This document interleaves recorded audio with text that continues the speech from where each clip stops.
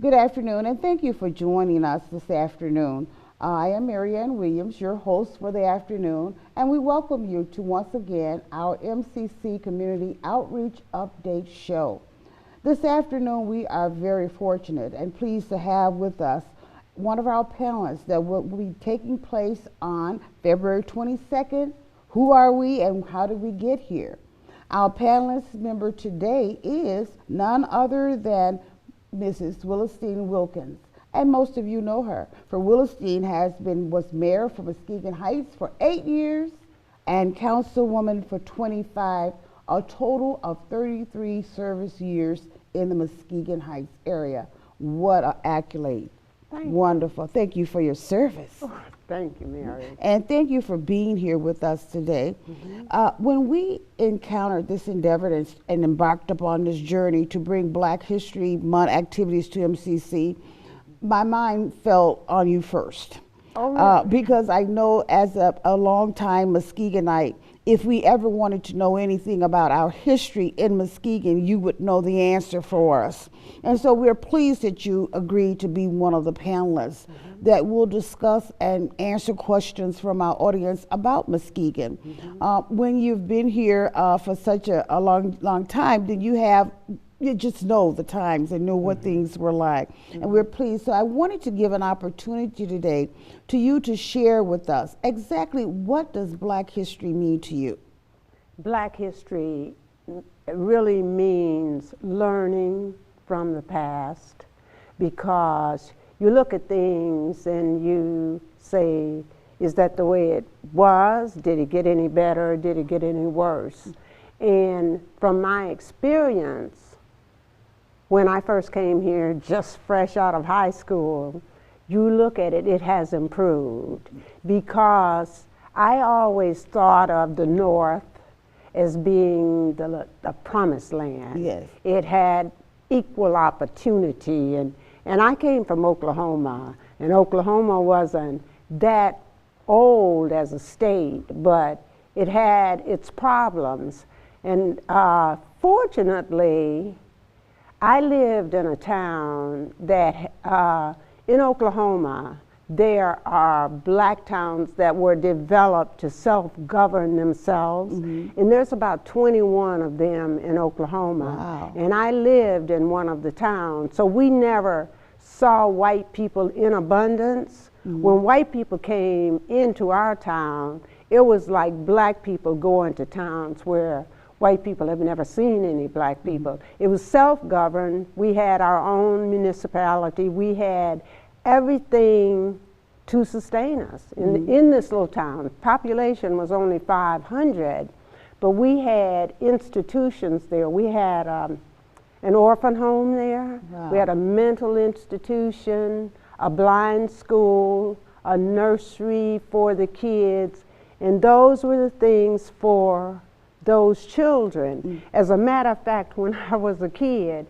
I wanted to live in the institution because they had, their campus was like a college campus. Wow. But we were rural and had our own little shotgun houses and all of that, you know, so. So coming to Muskegon, was it an eye-opener? Yes, it was an eye-opener because of my experience in between. I left Oklahoma when I entered high school in the 10th grade, and I lived with an aunt and uncle in Cleveland. And I was like an only child with them because they had no children, and they wanted me to come and live with them. So I went and I lived with them, and we took a vacation in 1948 and came to Muskegon. Wow. I thought it was such a beautiful, beautiful place. And then I met some young kids here my age, and then they took us to the movie, and there was a shocker. The movie sent us upstairs to the colored section.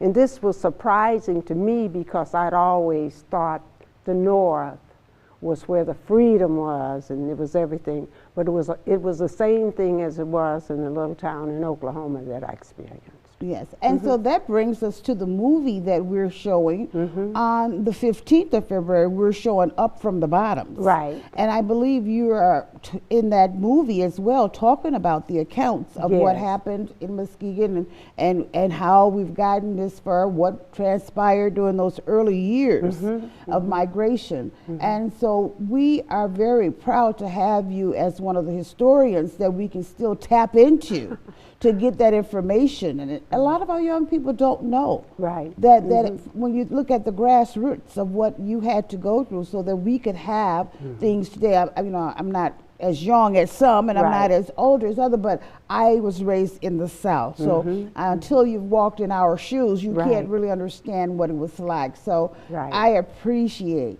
you taking the time to be with us today. So I wanted to find out from you, the community college we embarked upon doing these Black History events. Can you just speak to the people and tell them Black history is for who? It's for us. And yes. And for for everybody to learn from, because people don't know. They see things, and now they're so much better. They think it's been like this all the time, but it has not been like this all the time. That's correct. And so we're going to take a look all this month of February at some of the successes, and we'll look at some of the challenges. Yes. But one thing for sure is that we celebrate our challenges as well as our successes, because if we didn't have the challenges, we wouldn't have the success. Right, and because you have to learn from those challenges, you know? Yes. And then that's what makes you want to change things for the better. Now, I went to, it was junior college when I went to it down in the old educational building. Yes. So that tells you how long it's been. But I went there, and I went to the business college there. It was a few of us blacks who went there. Seeley Morris was in my class, and there were a few others, but not very many, you know. And as I said, it mirrored what we did in Oklahoma. It was segregated because when the prom time came and all of that, we couldn't go. That's right. Right, we couldn't go. We would just either entertain ourselves at one another's home, or you didn't participate in the prom. You were just cut off. But thank God, things have changed, you know, and it is a difference now. And you do feel that if you prepare yourself, indeed your chance will come. Yes. And this was my belief all along. I always felt that if I get an opportunity to learn it, I will learn it. And that was what propelled me into the leadership positions that I've had. Yes. Because I did get a job eventually, but I bet you I worked at every restaurant here in Muskegon, and we made the same salary, $15 a week. Everywhere I went, it was $15 a week. Wow. Worked at the Century Club. I worked at all of the restaurants. And finally, I got a job at GTE. It was a General Telephone Company at that time. And at that time, they started all of us off as operators. And just to show you the difference, I had a friend, I won't name her name here. She and I hired in on the same day. She was light, and they thought she was white. She didn't become an operator. They put her in the dispatch to be a secretary and all of that. But they didn't know for a long time that she was black. Wow. Wow. But all of the others, except the maids that they have, became operators. Everybody black became an operator that they hired. And I was an operator for 5 years, and then I got a promotion. And it was like I was climbing, I was getting promoted because I learned everything that they had to offer. Yes. And then I had a friend who happened to be white, And she had the jobs as supervisors. And then she told me, because I bidded on the jobs that she left, and she gave me unconditional support because she told me, you know, possibility it's going to be hard, but if I ever had a problem, to give her a call. But we had operating practices to go by that covered everything that we did. And you know, many years after I left General Telephone Company, I could remember operating practice 8, 10, 55, just like reading the Bible, you know. But those were the things that helped me, because I became a training instructor for the state, and that meant that you received calls from all over the state.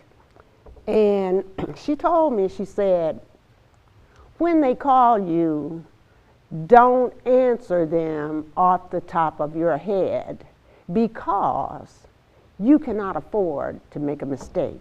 She said, write the question down, tell them you will get back to them. Write it down just like they ask it. She said, if you can't find it in the operating practices, give me a call before you get back to them. Wasn't that amazing? Wow. You know? Yeah. So that helped me. I learned it that I didn't know. I learned it when I responded to them. I knew that it was right. Good. So these are things that we're going to touch on the 22nd of February. Questions such as this that will give our younger generation information how important it is to learn. Yes, it is. And education. Every time there's an opportunity to learn and to go to school and get that education. Right. And start at MCC. A lot of people don't think community college, but community college education is very good. It's very important. Yes. It's very important because it gives you the basis. And then the other thing that we have to learn is, and I've never been written up for being tardy. I've never been written up for taking days off, because I believed if I'm supposed to be at 8 o'clock, I'll be there at 8 o'clock, you know, and I'm going to contribute. I'm not going to sleep. I'm going to do what you want for your money, because I want to be paid and I don't want a whole lot of fuss, you know? Yes, and so that's the mindset that we would love to just, if we could just spill it over into our young generation. It's a mindset. It's not about what I don't have. It's about using what I have. What you have, exactly. And so we want to bring that to the forefront. The time has gone by really quickly. Mary? Yeah, Are we ready to go? We're almost ready to go. And time just flies when we're doing this. Yes, it does. And it's so good. It's good information. You have to have that thirst to learn. Yes, and so that is why it's so important that we be successful with these events. Our 2016 Black events are coming up starting on the 5th of February. We have the concert. Then we have the movie Up From the Bottoms, and you guys will be around to talk to people about the movie. Jim Swab is going to be here, and then on the 17th, Papa's going to do a presentation, and then we have yours on the 22nd. Yes, where you and some of the other Muskegonite, Dolores Cole, John Parker, he was the first African-American postmaster. Yes, and so we're going to have him, and Clayton Hardiman. Yes, will I'm be on so the proud of him and his writings. Yes. As a matter of fact, I think we're presenting him a resolution today. He and Susan. Really? Yes, that's awesome. at the county. That's very good. He's a wonderful writer, wonderful person. So I'm excited about this month. And before you leave us, I got only about 25 seconds. Just tell me very quickly, how can our community support these activities? By coming out and talking to the young people, and we have to help change the conditions for these young people, because if we can change the conditions, we can change their mindset. Yes. So that's what we've got to do, is talk to them constantly, repeatedly, you know, and then sometimes it will sink in. That's You right. know, so that's how we can make a difference Oh. to all the kids that we meet. Yes, thank you. Yes. Thank you, Rillastine, for being here. I still want to call you mayor for That- some reason, that's but all thank right. you. You will always be a mayor to me. Right. But we thank God for Councilman Wilkins being with us, and you've heard it here at MCC. We're out of time, but we certainly thank you for the space, and we'll tune in again next time with more events that are happening in February. I am Mary Ann Williams, and I'll see you again real soon.